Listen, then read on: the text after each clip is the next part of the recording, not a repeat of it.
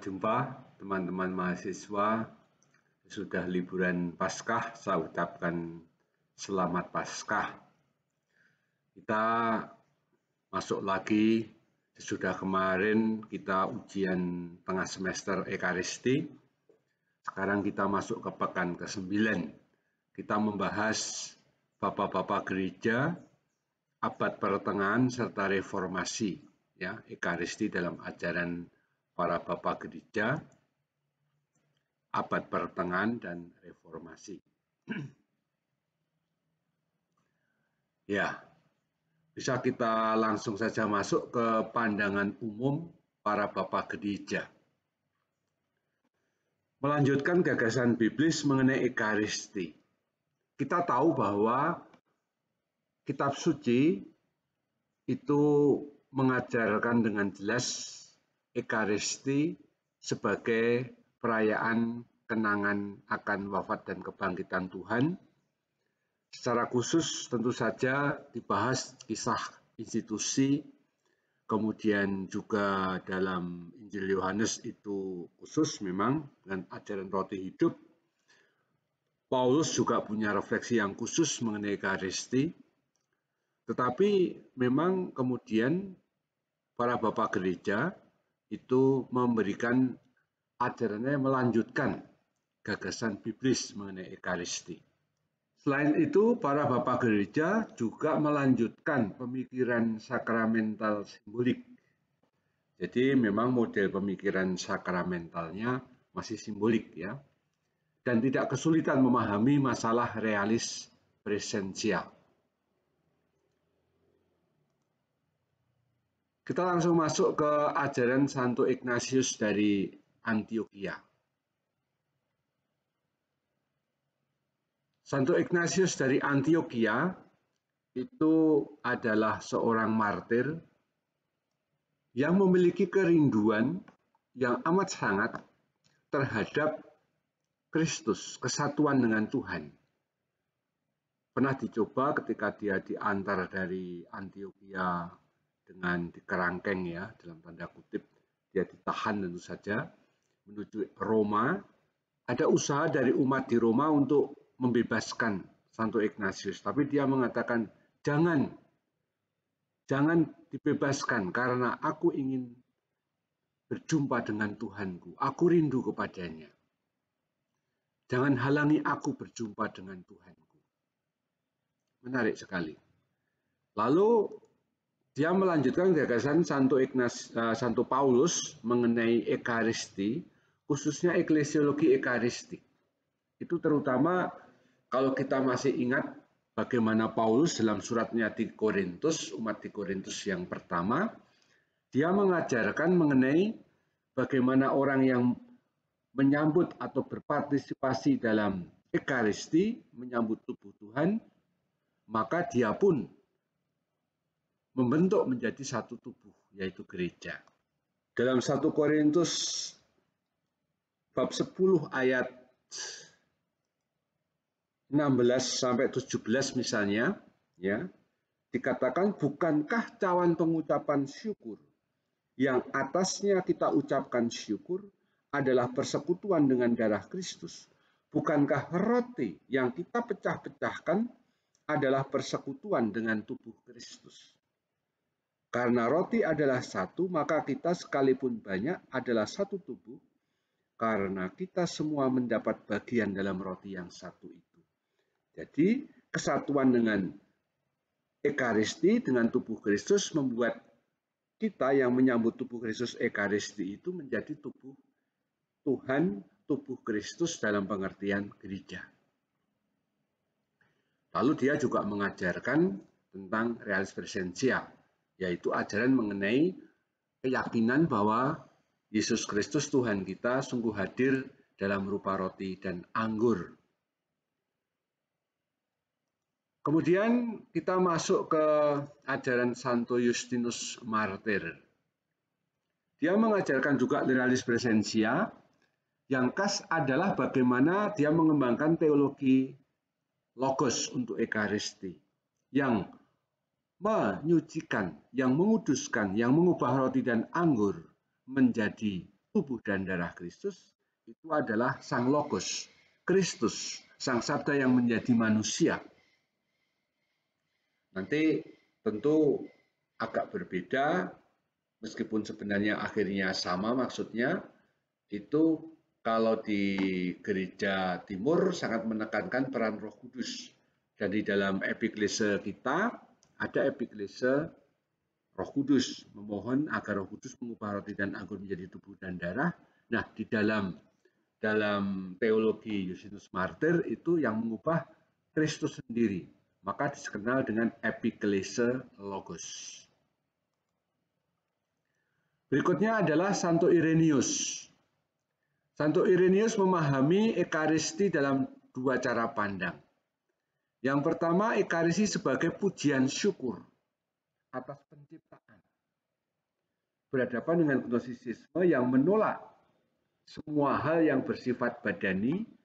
Ini kan gnosisisme, ingat ya, kelompok dualistik yang menolak semua hal yang lahiriah, yang alamiah, yang badaniah, yang kelihatan sebagai yang jahat. Maka dunia ini yang dengan segala isinya termasuk badan kita itu jahat bagi kelompok gnosisisme. Tentu saja ini melawan ajaran gereja. Gereja percaya bahwa Allah yang mencipta baik yang kelihatan maupun tak kelihatan.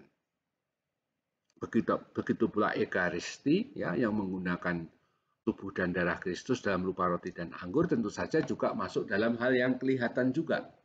Tubuh Tuhan dalam bentuk, dalam rupa roti.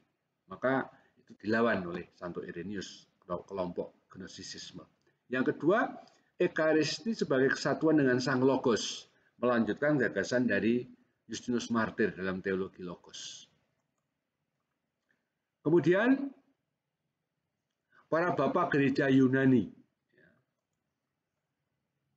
Yang terkenal dari zaman ini adalah adanya dua mazhab yang sangat terkenal, dan itu sangat berpengaruh dan berdampak dalam pengertian ajaran Kristologi dan Trinitas nantinya. Ada dua sekolah itu terkenal itu, pertama adalah sekolah Alexandria yang ada di Mesir dan sekolah Antioquia yang di Syria. Nah, sekolah Alexandria itu mempunyai ciri khas menekankan ajarannya pada kesatuan Kristus, Sang Pribadi, Sang Sabda. Maka mereka juga suka dengan eksegese alegoris, ya, alegoris. Tokohnya adalah Origenes dan Clemens, ya.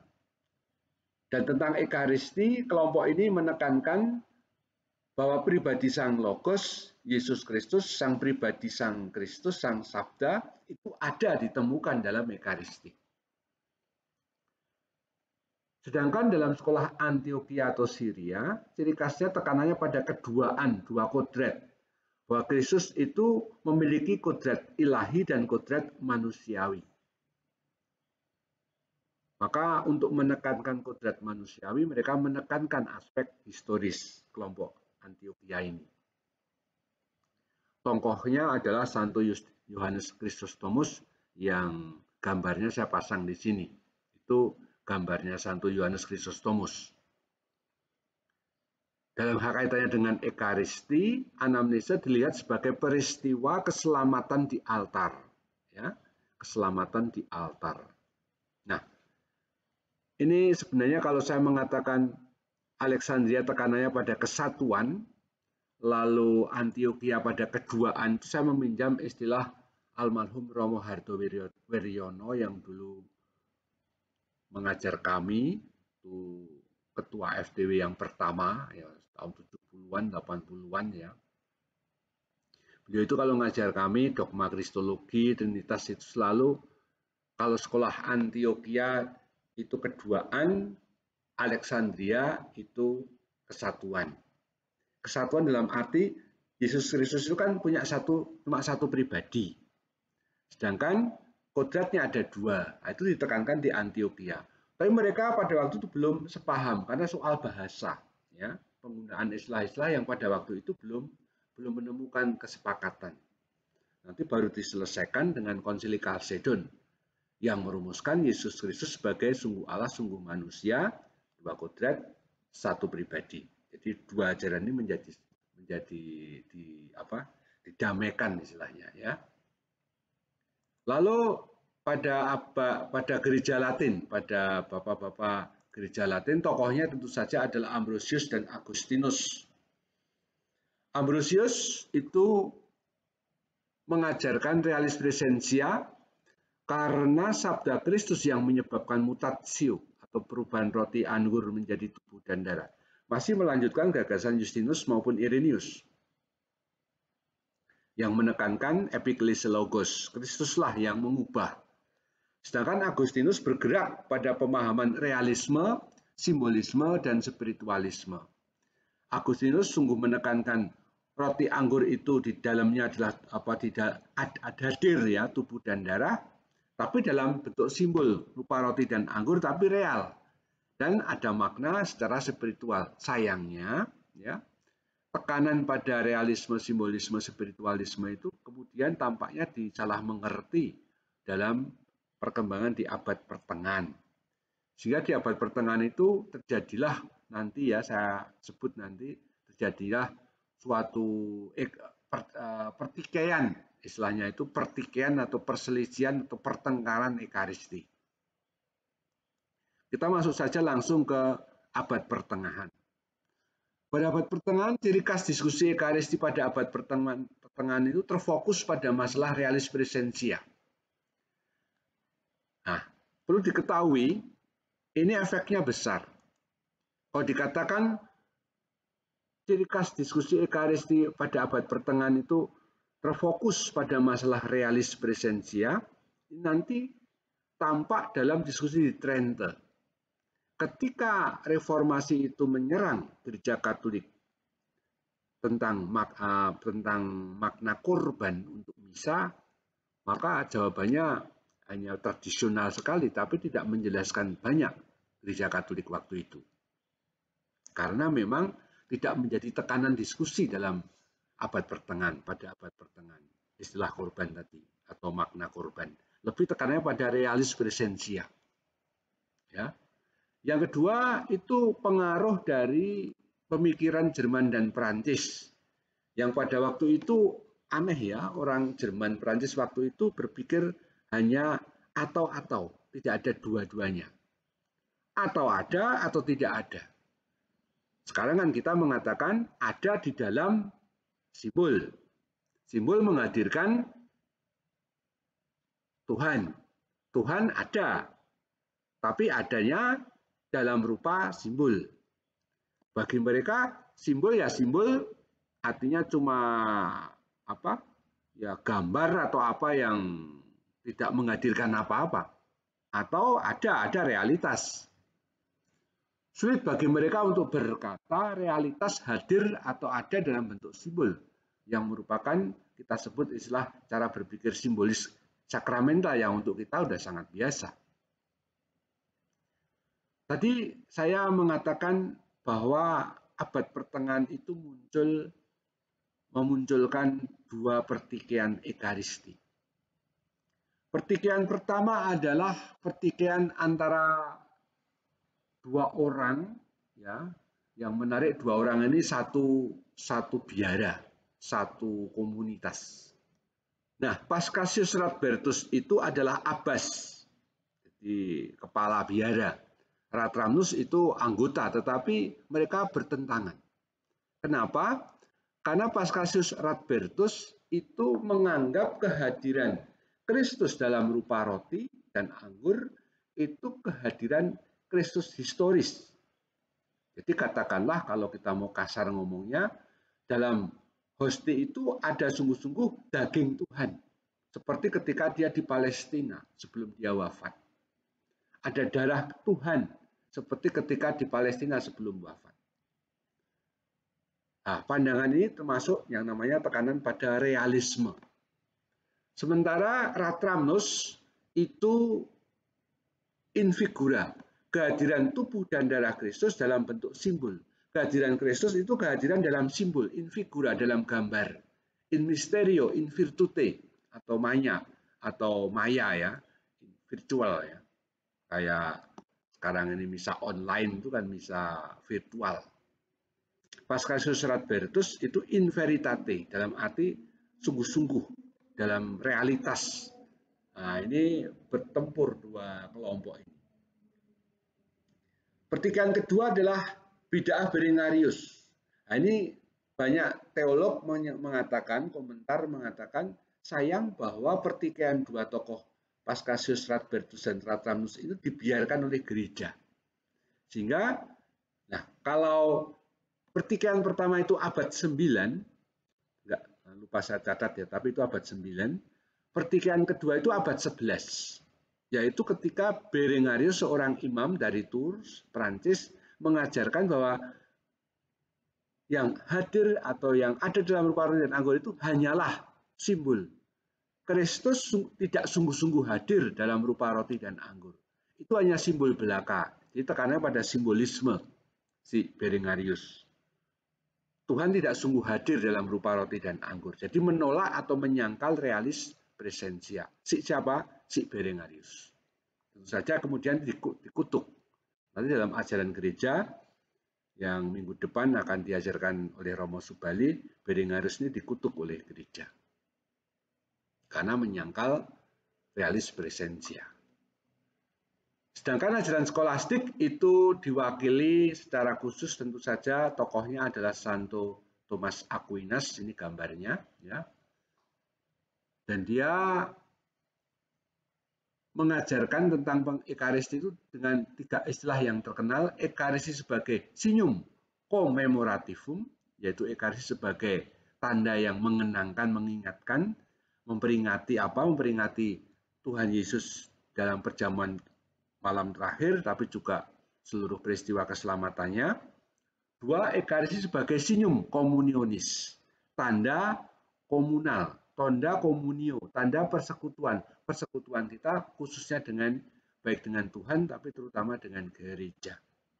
Dan Ekaristi sebagai signum prefigurativum, itu Ekaristi sebagai tanda untuk hidup abadi atau aspek eskatologis ya, prefigurativum, tekanan pada makna yang akan datang ya. Itu adalah eskatologi.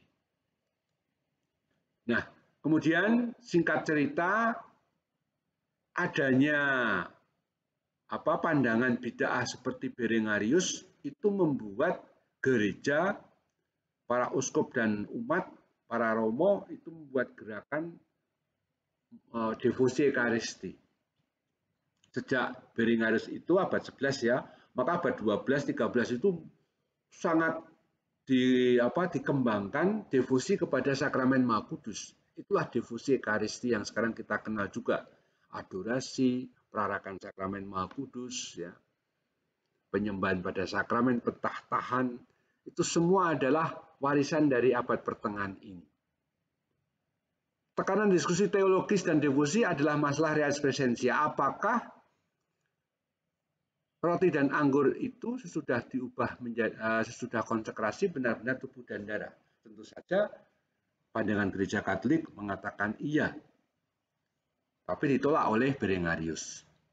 Nah, maka ini menjadi suatu devosi yang bergerak sangat marak dan berkembang, diteguhkan oleh ajaran para paus dan juga para uskup, sehingga juga para imam itu sangat semangat dalam menjalani devosi ini. Hal positifnya, merebaknya devosi umat terhadap sakramen Maha Kudus. Hal negatifnya ada praktek magis. Yang lucu itu adalah umat lalu puas dengan komuni mata. Jadi yang penting itu memandang sakramen Maha Kudus yang pas diangkat, elevasi pas pada doa syukur agung, pada kata-kata konsekrasi itu ya, terimalah dan makanlah, inilah tubuhku yang diserahkan bagimu. Kemudian imam-imam kan mengangkat. Dulu memang harus diangkat karena memang sejak abad pertengahan itu altar disatukan dengan tembok dekat salib itu, sehingga imam membelakangi umat. Maka supaya hosti dilihat umat, maka hostinya diangkat tinggi-tinggi begini.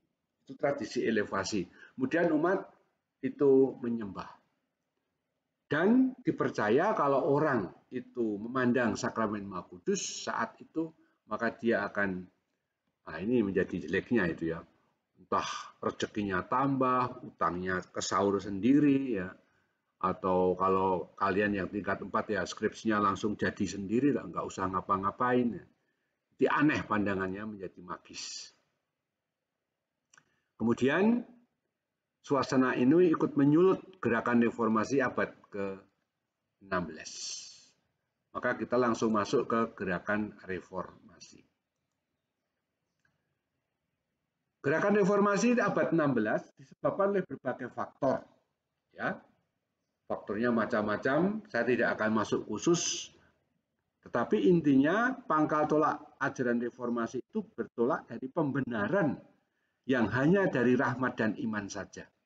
Sola gratia, sola fide, sola scriptura. Tidak melalui sakramen. Maka mereka umumnya nanti menolak sakramen. Sakramen hanya sebagai tanda janji Allah. Sakramen itu baik, tetapi tidak diperlukan secara langsung demi keselamatan. Cukup iman, cukup rahmat, cukup kitab suci. Tanda dari pembenaran yang melulu terjadi berkat pahala Kristus. Kristuslah yang berubah, ya. Dan kita itu dibenarkan karena Kristus. Yang lain-lain itu sekunder. Kita masuk ke pandangannya Luther.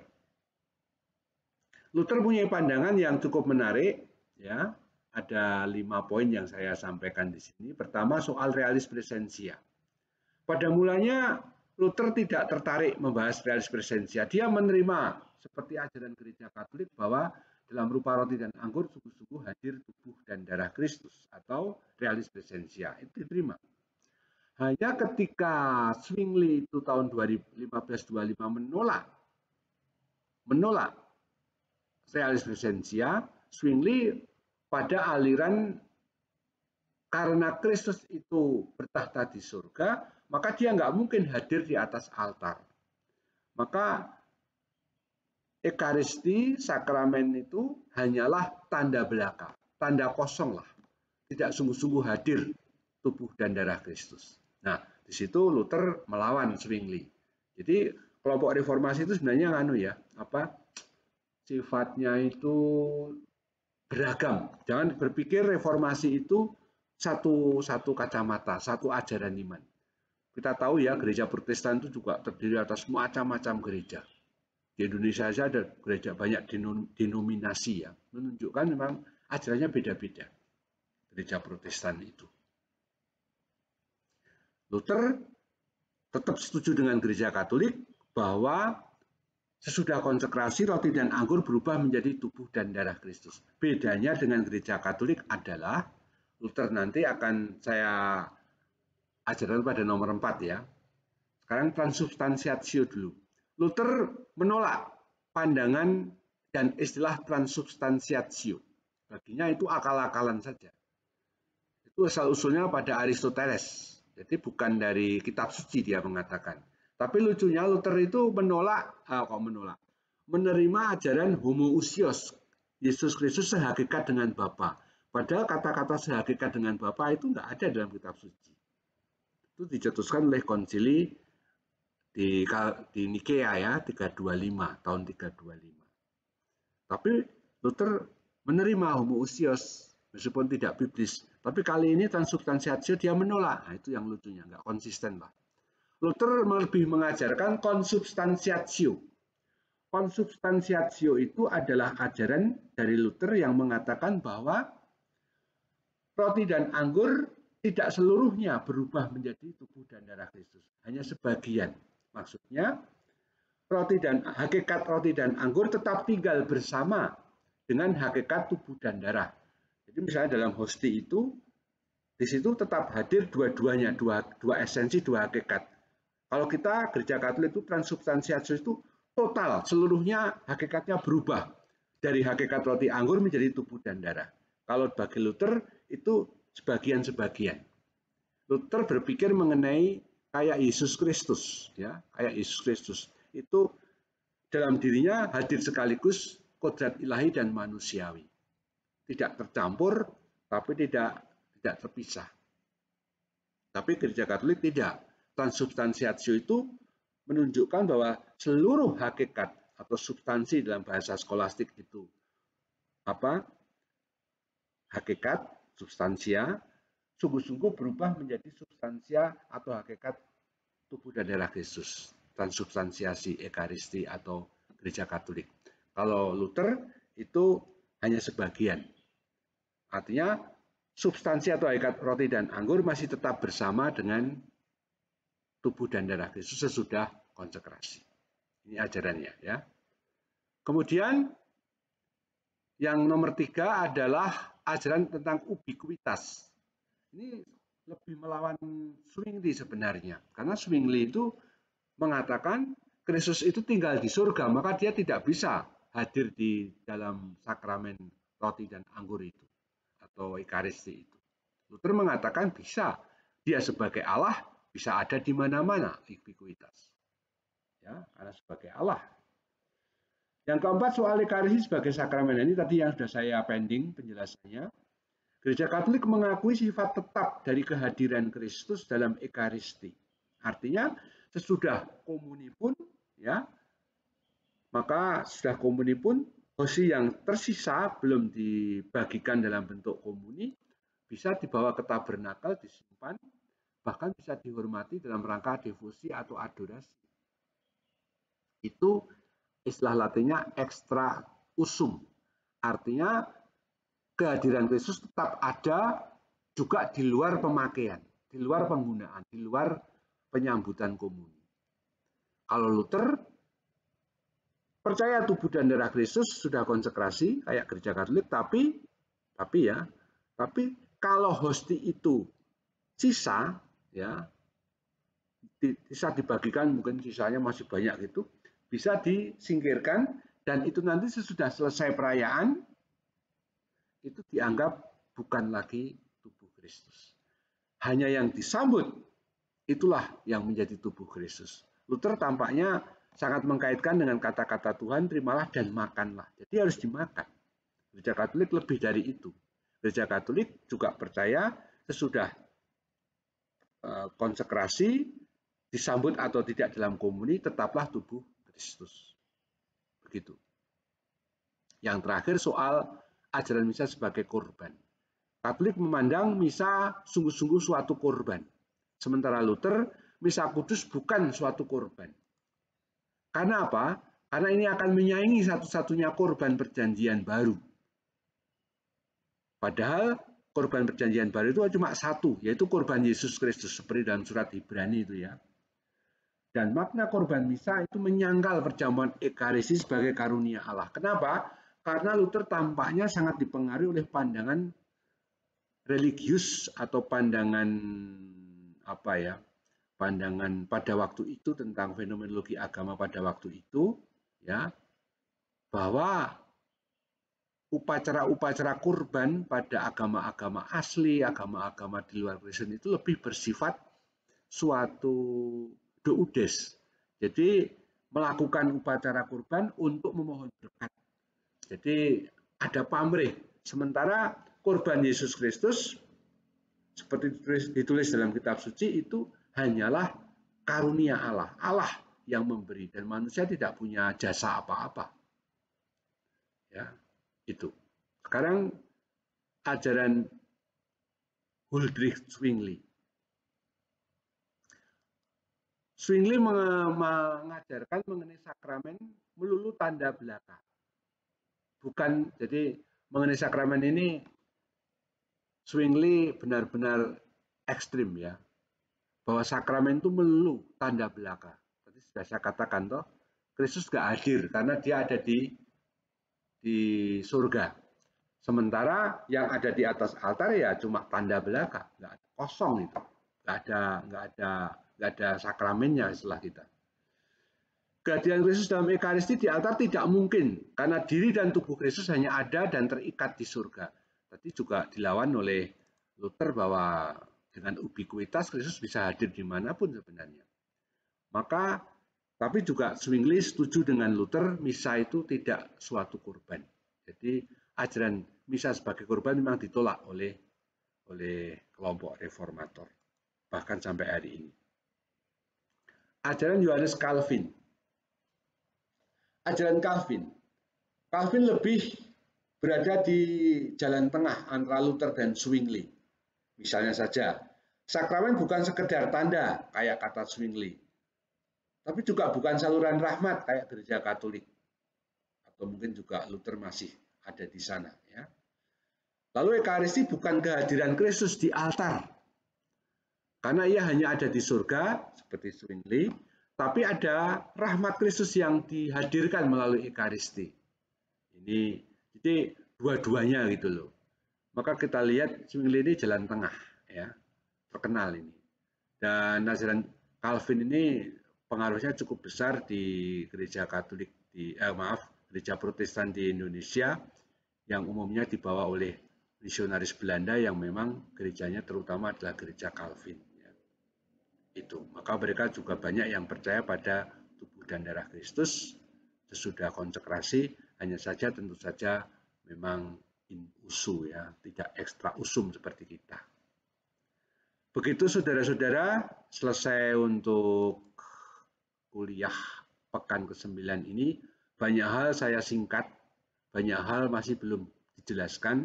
Nah, ini kesempatan untuk Zoom meeting pada pertemuan Zoom meeting pada jam kedua dari kuliah kita. Baik di kelas A dengan saya maupun dengan Romo Subali di kelas B. Baik, terima kasih. Sampai jumpa. Tuhan memberkati.